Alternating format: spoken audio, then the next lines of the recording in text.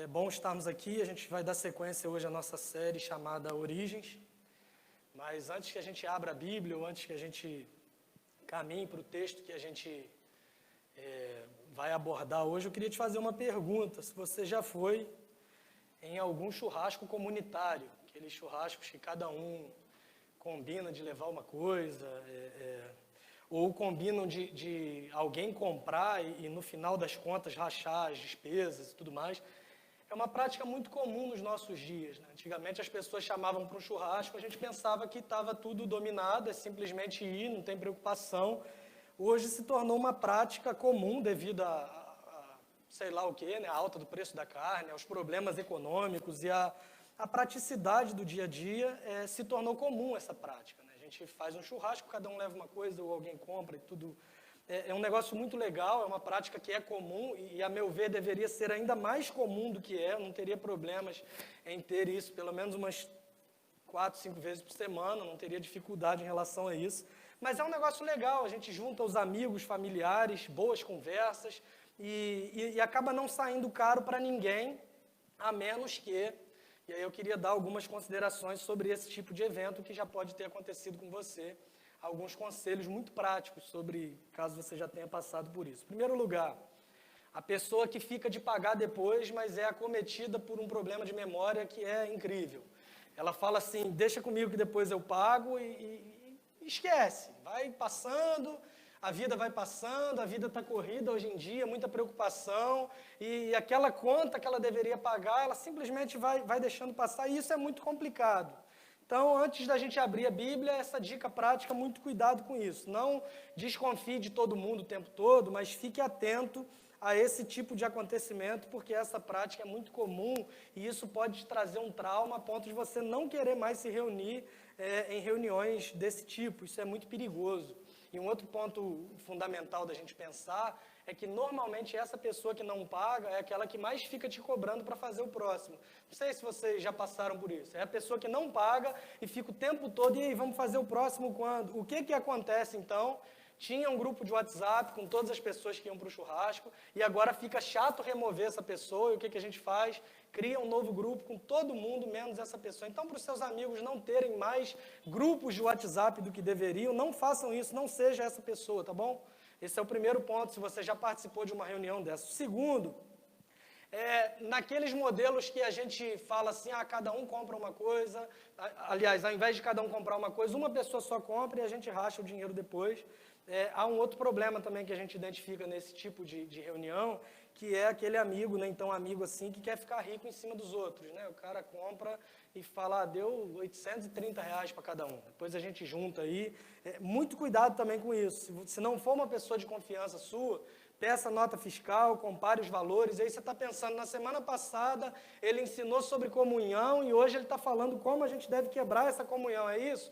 Não, não é isso. Mas a comunhão ela deve ser fundamentada na verdade. Não sei se eu me saí bem, não sei se vocês estão entendendo por que eu estou falando sobre isso, mas já vocês vão entender. O terceiro ponto, e a terceira pessoa perigosa nesse tipo de reunião, é aquela que diante de uma lista que vai passando, ela espera todos se manifestarem, e aí quando os principais se manifestam, o que ele faz? Ele espera a lista que sobra para ficar para ele as coisas mais baratas. Não sei se você já experimentou isso também, não sei se eu estou desabafando muito, mas isso acontece muito, pelo menos...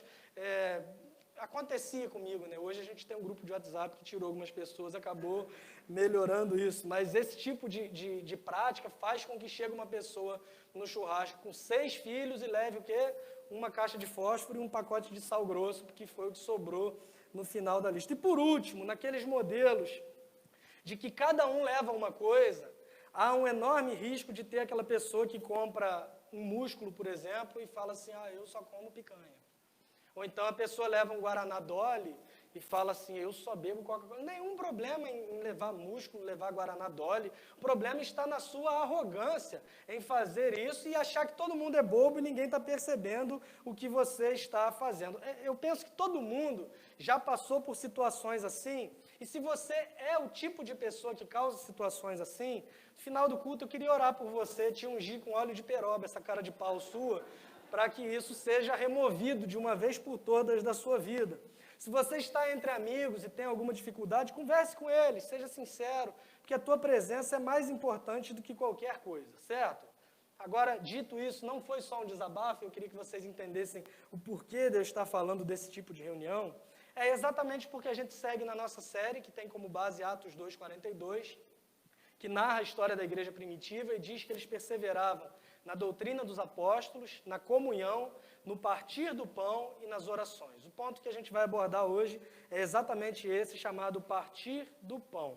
E eu queria que ficasse claro para a gente que os mais renomados e conhecidos comentaristas bíblicos, quando olham para esse texto, eles concordam que nesse trecho, de forma muito específica, quando fala partir do pão, está relacionado à celebração da ceia do Senhor.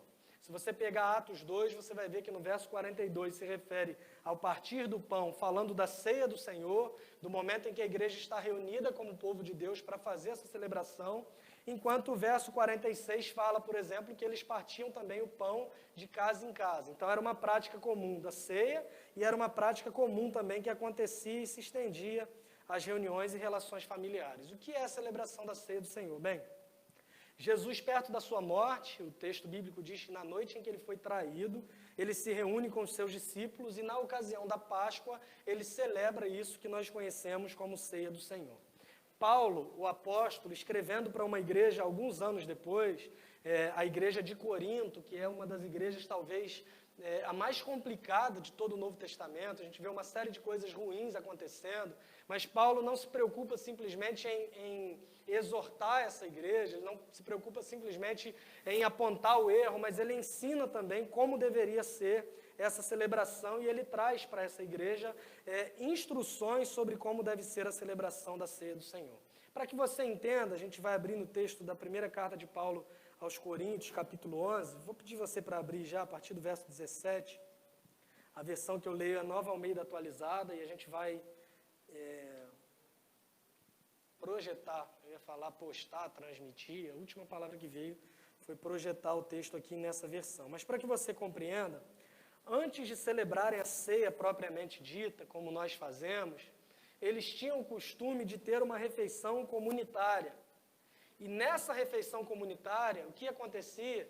Cada pessoa levaria uma coisa para que eles pudessem comer juntos. E aí é que começa a dar problema. Ao invés de uma refeição comunitária, estava sendo uma espécie de piquenique particular. Estava sendo o que a gente pode chamar de banquete do egoísmo. E Paulo está repreendendo esses irmãos exatamente por isso. Porque nessa reunião e refeição que deveria ser comunitária, alguns que tinham mais levavam mais e comiam mais, não dividiam com os outros.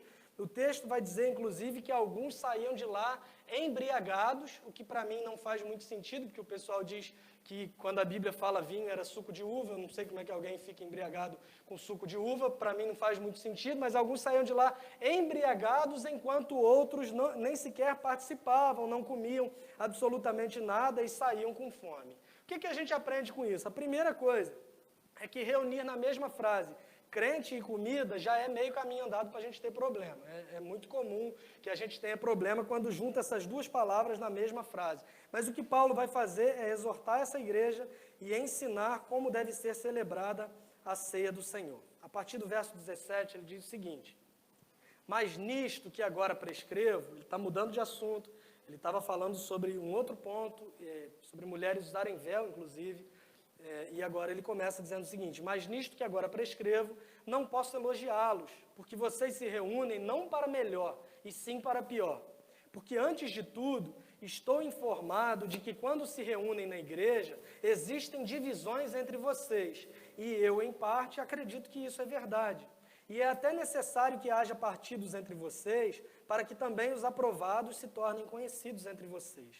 Quando, pois, se reúnem no mesmo lugar, não é a ceia do Senhor que vocês comem. Porque quando comem, cada um toma antecipadamente a sua própria ceia, e enquanto um fica com fome, outro fica embriagado. Será que vocês não têm casas onde podem comer e beber? Ou menosprezam a igreja de Deus e envergonham os que nada têm? O que posso dizer a vocês? Devo elogiá-los? Nisto certamente não posso elogiá-los. Porque eu recebi do Senhor o que também lhes entreguei, que o Senhor Jesus, na noite em que foi traído, pegou um pão e tendo dado graças, o partiu e disse: isto é o meu corpo que é dado por vocês, façam isto em memória de mim. Do mesmo modo, depois da ceia, pegou também o cálice, dizendo: este cálice é a nova aliança no meu sangue. Façam isso todas as vezes que o beberem em memória de mim, porque todas as vezes que comerem esse pão e beberem o cálice, vocês anunciam a morte do Senhor até que ele venha. Por isso, aquele que comer o pão ou beber o cálice do Senhor indignamente, será réu do corpo e do sangue do Senhor. Que cada um examine a si mesmo, e assim coma do pão e beba do cálice. Pois quem come e bebe sem discernir o corpo, come e bebe juízo para si. Vamos orar? Deus, obrigado pela Tua palavra, e a gente pede que o Senhor aplique essas verdades aos nossos corações por meio do Teu Espírito Santo que habita em nós. Do mesmo modo que a igreja primitiva era conhecida por perseverarem no partir do pão, que a gente compreenda o que significa isso para nós hoje, esse partir do pão, essa celebração da ceia do Senhor, que implicações isso traz para nós, e que a gente viva de acordo com o que a Tua palavra nos ensina. Nós oramos a Ti, no nome de Jesus. Amém. A gente se acostumou a ouvir só a segunda parte desse trecho que foi lido, porque é lido em praticamente toda a celebração de ceia do Senhor, a partir do verso 23, quando Paulo diz: eu recebi do Senhor o que também vos entreguei, e aí segue. Mas é bem importante a gente compreender o que estava acontecendo ali e os versículos anteriores sobre o que falam. Mas hoje a gente vai se concentrar um pouco nesse trecho exatamente mais conhecido, quando Paulo está instruindo sobre a celebração da ceia do Senhor, e que isso deveria ser, em certo sentido, um memorial. Primeiro, ele repreende as práticas ruins que aconteciam nessa igreja, nessa cidade chamada Corinto, mas ele não para por aí. Paulo não está interessado em simplesmente apontar o que eles faziam de errado, mas ele aponta também como deveria ser feita essa refeição pactual, memorial, centrada em uma aliança de Deus com o seu povo, que nós conhecemos como ceia do Senhor. Então, do mesmo modo como havia características próprias nesse partir do pão, eu queria que a gente pensasse um pouco sobre como essas características nos ensinam e como elas se aplicam à nossa realidade ainda hoje. Quando a gente olha para esse ponto chamado ceia do Senhor, para essa celebração da Igreja de Deus chamada ceia do Senhor, ela aponta para algumas direções, e sobre isso eu queria conversar com vocês hoje de manhã. Primeira coisa que a ceia do Senhor aponta, ela aponta para trás.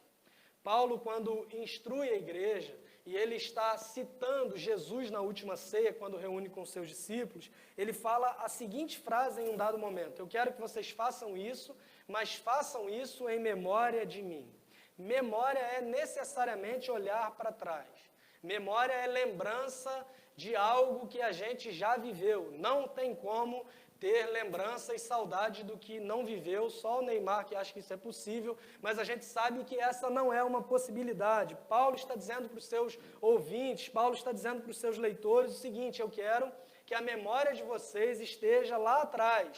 Eu quero que vocês participem desse momento, mas que não seja um momento irrelevante para vocês, que não seja algo sem importância para vocês, mas eu quero que vocês tenham em mente a noite em que Jesus foi traído. Paulo não está preocupado apenas com a celebração da ceia, mas ele está preocupado com o significado da celebração da ceia, que é Jesus dando a vida por pecadores. Jesus se entregando de forma voluntária por cada um de nós que cremos no seu nome. Nós que estávamos separados dele por causa do pecado. Ele vem, cumpre as exigências da lei, vivendo uma vida perfeita, e se oferece, se dá como sacrifício voluntário a Deus. Ele recebe o castigo da ira de Deus, que estava destinada a nós, para que nós recebêssemos o perdão de Deus, algo que não era destinado a nós, algo que nós não merecíamos, mas nós recebemos única e exclusivamente pela graça de Deus, que nos é revelada por meio de Jesus.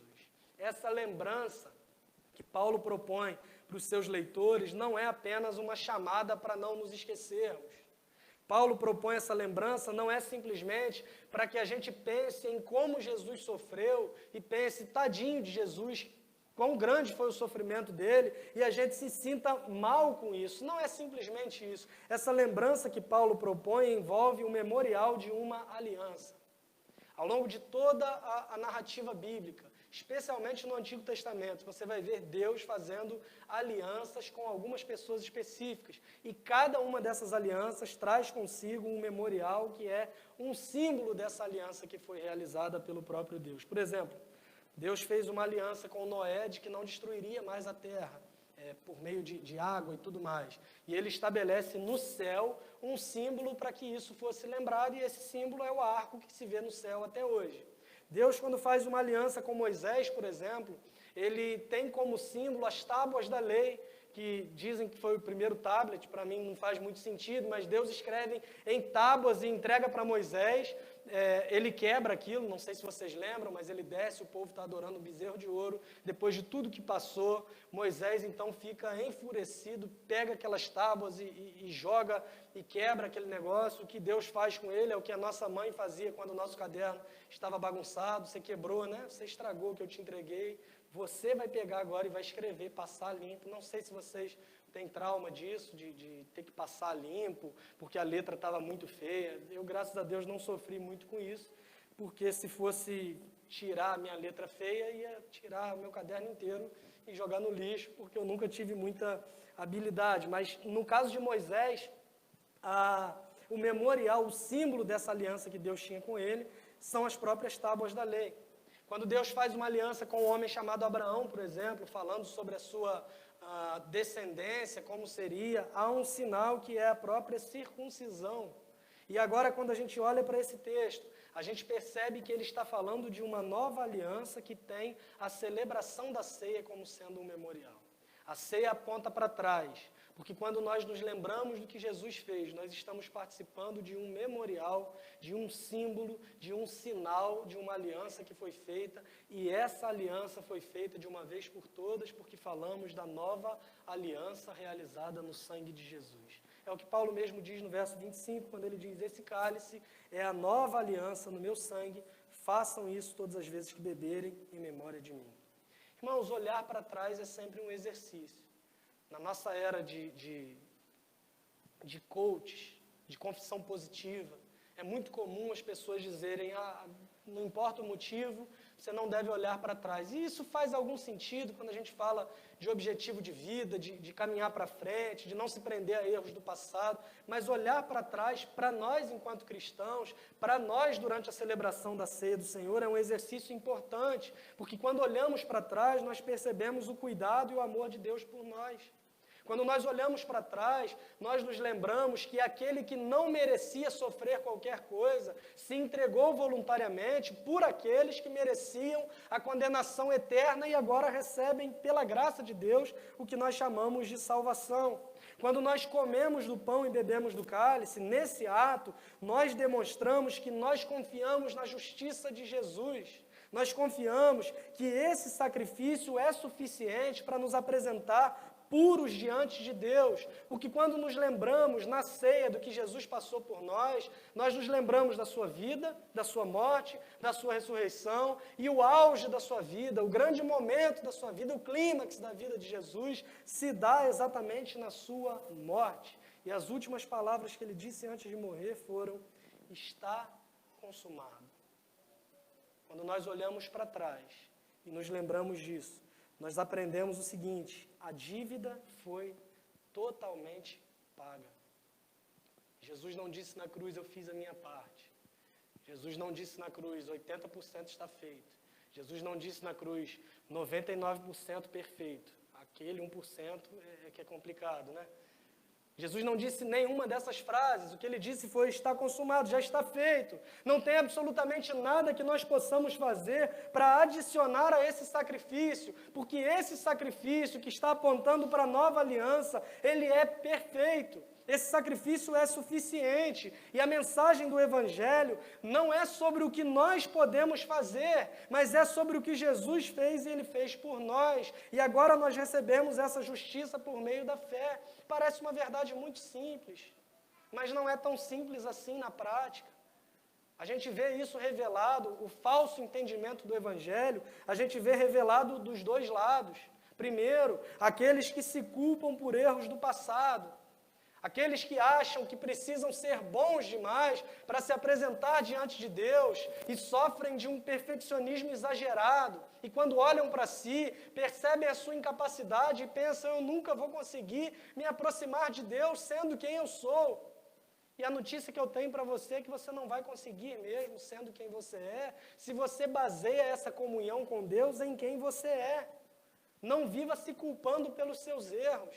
Não viva se condenando o tempo todo. Compreender o Evangelho é entender que não é pelos meus méritos que eu me aproximo de Deus, mas compreender o Evangelho é compreender que Deus se aproximou de mim pelo que Cristo fez na cruz do Calvário. É compreender que quando Jesus diz que está consumado, Ele está dizendo que a dívida foi paga. E como Paulo vai dizer aos Romanos no capítulo 8, agora, pois, não há mais condenação para os que estão em Cristo Jesus. Não tem por que eu me culpar, não tem por que eu me condenar, porque não é pelo meu mérito que eu me aproximo de Deus. Compreender o Evangelho é dizer o seguinte, Senhor, eu sou imperfeito demais. Eu não consigo, eu não tenho capacidade, mas eu confio que o sacrifício de Jesus Cristo é suficiente para me apresentar puro, limpo, santo, irrepreensível e inculpável diante de Deus. Não se culpe, porque a sua própria justiça é falha. Mas, por outro lado, também, não viva confiando na sua própria justiça. Do outro lado, aos que se acham bons demais, que conseguem se justificar diante de Deus, que conseguem ser melhores do que a média, porque a gente tem essa tendência de comparar e achar que nós somos ruins, somos pecadores, mas nem tanto. Nem tão pecador quanto o meu irmão, nem tão pecador quanto o meu vizinho. Nem tão pecador quanto um colega de trabalho, talvez. Nem tão pecador quanto o meu cônjuge. E eu acho que, embora eu seja pecador, eu ainda consigo chamar a atenção de Deus por alguma coisa que a minha justiça seja capaz de produzir. Mas ela é incapaz também de te justificar. Não sofra por um lado, se achando ruim demais, porque você é ruim demais, mas Cristo se entregou por você. Não sofra por outro lado achando que você é bom demais, porque de fato você não é. Diante de Deus, mesmo as nossas boas obras, as nossas obras de justiça, são tratadas como trapos imundos. Independente de qual lado seja o lado que você tenda a caminhar, independente de qual extremo seja a tua tendência de caminhar, a de confiar demais na própria justiça ou a de se culpar demais, ambas as coisas revelam uma falsa compreensão do que é o Evangelho, porque dos dois lados você está confiando na tua própria capacidade em detrimento da justiça de Cristo que é estendida a nós e que nós recebemos por meio da fé. Entender a ceia do Senhor é olhar para trás e compreender isso. Mas a ceia do Senhor aponta também não só para trás, mas ela aponta para dentro.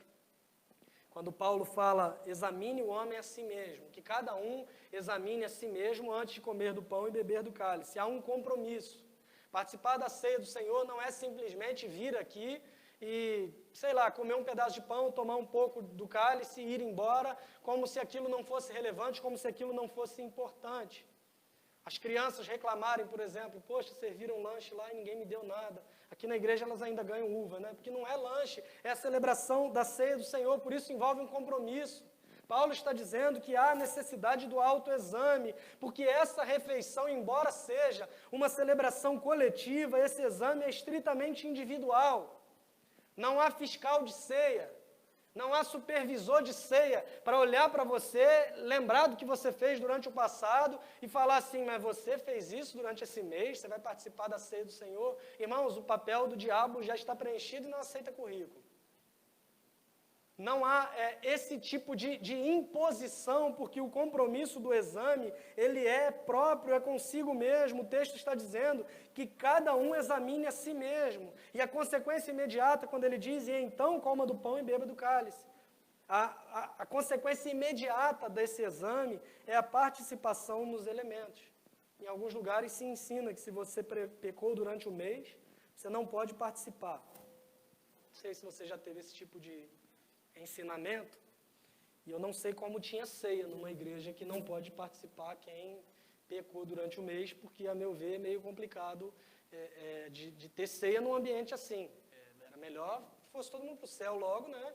Ninguém pecou, está todo mundo santo e tal, a gente vai para o céu. É o tipo de ensino errado que tem sido dado. Ah, não, esse exame é para você decidir se você é digno de participar da mesa do Senhor ou não. Irmãos, nenhum de nós é digno de participar da mesa do Senhor por quem nós somos. A ideia desse exame é exatamente olhar para dentro e perceber: eu sou de fato um pecador. Só que isso não me condena porque eu confio na justiça de Cristo. Eu sou um discípulo de Cristo. E a forma como eu demonstrei publicamente que eu confio na justiça de Cristo e que eu sou seu discípulo é por meio do batismo. Por isso a ceia é um memorial destinado apenas a discípulos de Jesus. A ceia é a consequência das pessoas que demonstraram crer em Cristo e o fizeram publicamente por meio do batismo. A ceia é para quem compreende o que ela significa. Por mais que os cães fiquem bravos com isso, é a verdade. A ceia é para quem tem o entendimento do seu significado e para o que ela aponta. Por isso a responsabilidade de olhar para dentro.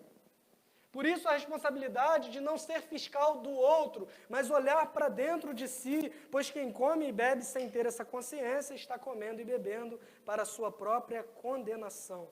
Esse exame serve para recobrarmos a consciência de que somos de fato pecadores. Mas pelo que Jesus fez, nós podemos nos assentar à mesa com o Pai Celestial. E mais, se você é de fato um discípulo de Cristo e você faz um autoexame, se você é de fato um discípulo de Cristo e olha para dentro e você percebe que você é pecador, a sua reação imediata, se você é de fato um verdadeiro discípulo de Jesus, é se arrepender de imediato dos seus erros, confessar os pecados e, como consequência, descansar na paz de Cristo, que excede todo o entendimento. Por isso Paulo está falando para discípulos de Jesus, ele diz: examine-se a si mesmo, e então coma do pão e beba do cálice. Porque é impossível que um discípulo de Jesus olhe para dentro de si.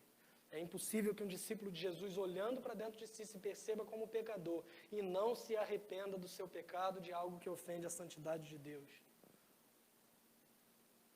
Não há pecado maior do que a capacidade do nosso Deus de perdoar. O sangue de Jesus oferece completo perdão dos pecados.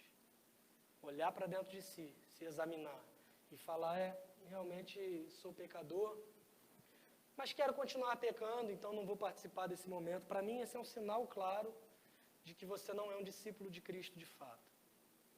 Porque discípulos de Jesus são marcados por arrependimento. Arrependimento das coisas ruins que nós fazemos e arrependimento das coisas boas que nós achamos que podem nos aproximar de Deus por quem nós somos. Precisamos nos arrepender o tempo todo, precisamos nos lembrar do Evangelho o tempo todo, e esse exercício só é possível quando nós olhamos para dentro de nós. Mas a ceia também, ela aponta para fora. Paulo está escrevendo para essa igreja, ele diz: todas as vezes que vocês comerem e beberem. Ele conjuga o verbo aqui no plural, porque essa é uma celebração da igreja de Cristo. As instruções da ceia são dadas para a igreja. A celebração da ceia é a celebração da igreja de Jesus reunida.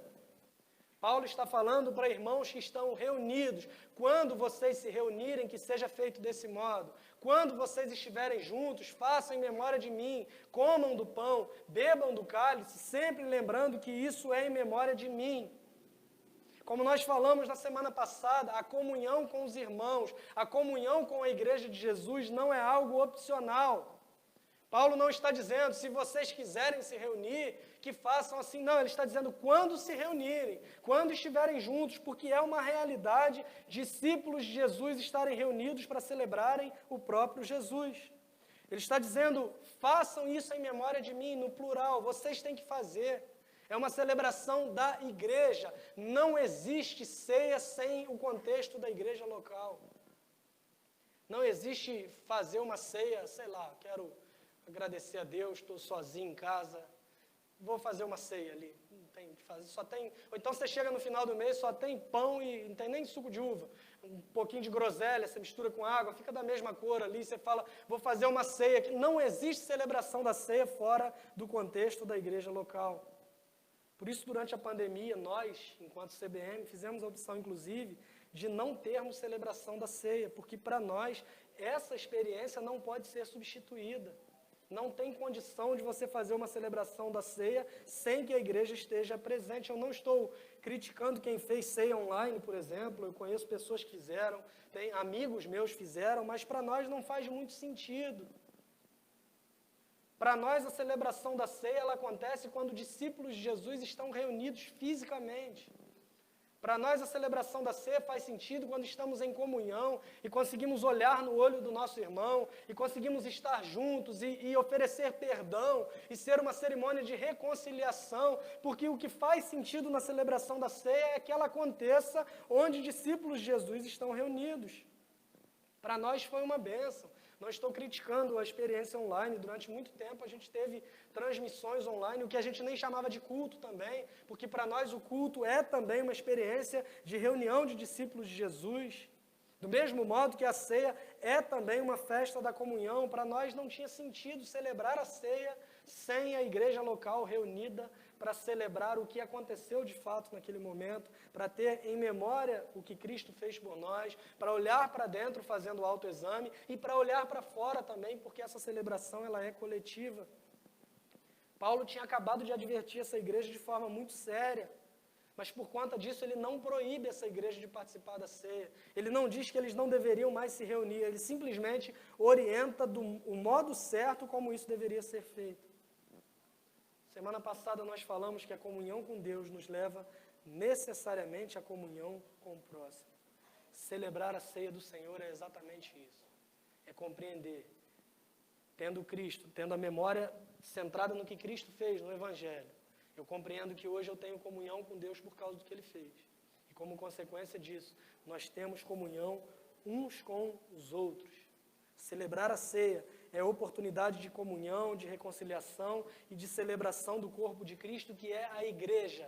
Acima de qualquer coisa, irmãos, o maior laço que nós temos uns com os outros é o fato de que somos comprados com o sangue de Jesus Cristo. A despeito de qualquer coisa, de suas preferências políticas.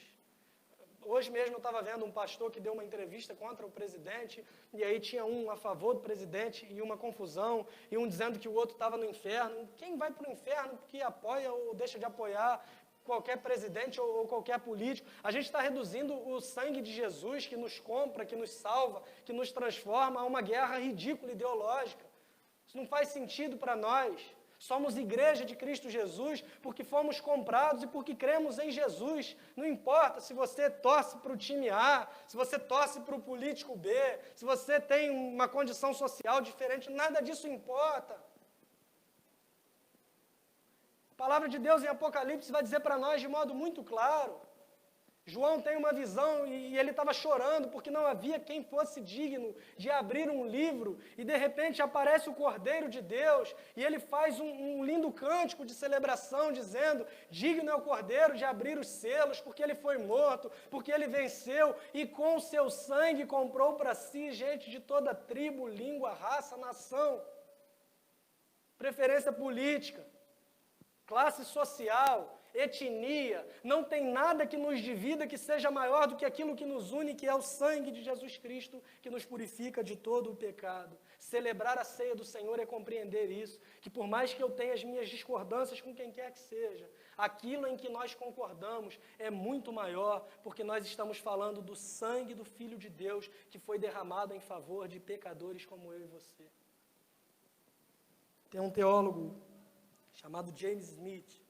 Ele é um teólogo pentecostal, ele tem um livro muito interessante chamado Você é Aquilo que Ama, quando ele fala sobre o poder, a influência que os hábitos têm nas nossas vidas, e ele fala o seguinte: em um mundo quebrado, a igreja é chamada a ser a primeira a dar frutos de uma nova criação, incorporando uma comunidade reconciliada, que se reúne independentemente de preferências, gostos, classes ou etnias, a fim de perseguir o bem comum. Não existe achar que é igreja e ter que tomar partido, e ter que opinar sobre tudo, e ter que escolher um lado. Não existe. Igreja é exatamente a reunião de discípulos de Jesus, que embora tenham lados, preferências diferentes, eles compreendem que aquilo que nos une é maior do que qualquer coisa, e perseguir o bem comum, conforme dito por esse homem nesse trecho, é exatamente lutar pela unidade da igreja, que não está centrada no que nós somos capazes de escolher, opinar, pensar ou decidir, mas está centrada no sangue do Filho de Deus que é derramado por cada um de nós. A ceia do Senhor aponta para fora no sentido de que eu entendo que a comunhão ela é verdadeira com Deus. E essa comunhão verdadeira com Deus gera necessariamente uma comunhão verdadeira com o meu irmão. E por último, a ceia do Senhor ela aponta também para frente. Ela aponta para trás, porque temos que ter a memória em Cristo, façam isso em memória de mim. Ela aponta para dentro porque exige um compromisso do autoexame, ela aponta para fora porque é uma celebração coletiva, mas ela aponta também para frente porque Paulo escreve dizendo todas as vezes que vocês fazem isso, vocês anunciam a morte do Senhor até que Ele venha. Vocês anunciam algo que aconteceu no passado, que é a morte do Senhor, mas essa morte não foi um acontecimento isolado, mas é algo que nos enche de esperança, porque nós fazemos isso tendo a certeza de que Ele voltará um dia. A ceia, irmãos, é uma grande oportunidade de falarmos que Jesus não apenas morreu, mas ressuscitou também ao terceiro dia.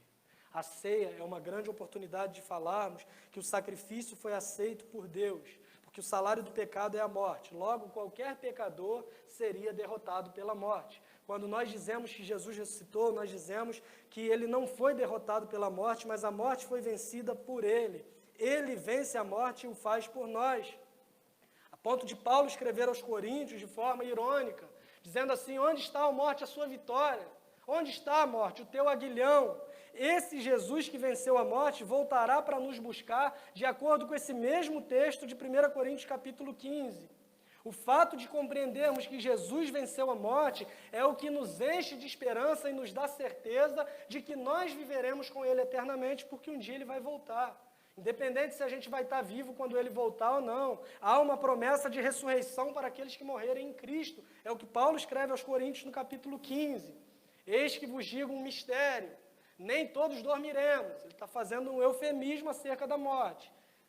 Todos nós dormimos, isso é fato, mas ele está dizendo que nem todos dormiremos, ou seja, nem todos vão morrer, alguns estarão vivos enquanto Cristo voltar. E ele diz, nem todos dormiremos, mas transformados seremos todos, num instante, num abrir e fechar de olhos, ao ressoar da última trombeta. A trombeta vai soar e os mortos vão ressuscitar em Cristo Jesus. E aí ele dá a condição para isso, quando ele fala, porque é necessário que esse corpo mortal se revista de imortalidade e que esse corpo corruptível se revista de incorruptibilidade. Quando o que é mortal se revestir de imortalidade e o que é corruptível se revestir de incorruptibilidade, aí sim se cumprirá a palavra que está escrita. Onde está a morte, a sua vitória? Onde está a morte, o seu aguilhão? A força da morte é o pecado, o aguilhão do pecado é a lei, mas graças a Deus que nos dá a vitória por meio de nosso Senhor Jesus Cristo. A certeza que nós temos de que reinaremos com Ele se baseia na certeza que nós temos de que Ele venceu a morte, e é isso que nós celebramos na ceia do Senhor.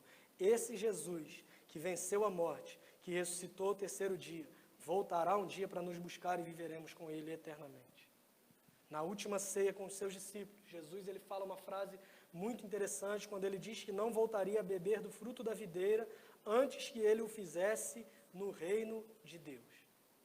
Paulo está dizendo para os coríntios, todas as vezes que vocês fazem isso, vocês anunciam a morte do Senhor até que Ele venha. A ceia do Senhor, em certo sentido também, irmãos, é um memorial do que Cristo fez, mas é também um anúncio do reino que já está entre nós, mas ainda não. O reino que já foi inaugurado, mas será desfrutado em plenitude nos novos céus e na nova terra.